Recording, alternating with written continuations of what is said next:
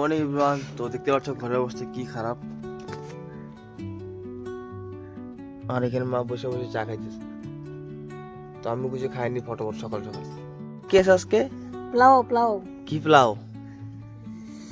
বেশ ভেজ পোলাও।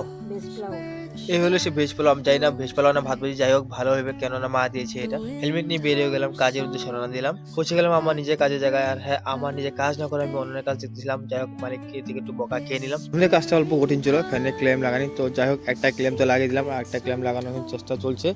আর খুবই কষ্টকর কাজ করতে করতে 4টা বাজে গেল। তো ঘরে এসে কিছু না খেয়ে একটা ডোমিনোস থেকে পিজা অর্ডার করে দিলাম।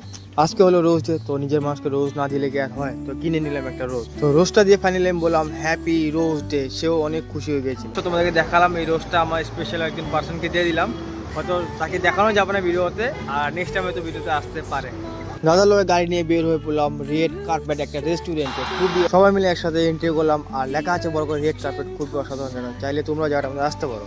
Lullaby sung to the open sky. Oh, whispering pine. এখানকার খাওয়া দাওয়া খুবই প্রিমিয়াম এবং কস্টলি ছিল। যাই হোক খাওয়া দাওয়া খেয়ে নিলাম, বিলটা ছিল বহুতই লম্বা। আর ভিডিওটা যদি তোমাদের ভালো লাগছে একটা সাবস্ক্রাইব, একটা লাইক, একটা ফলো করে শেয়ার করে দেবেন। দেখা হবে নেক্সট ভিডিওতে। Bye bye.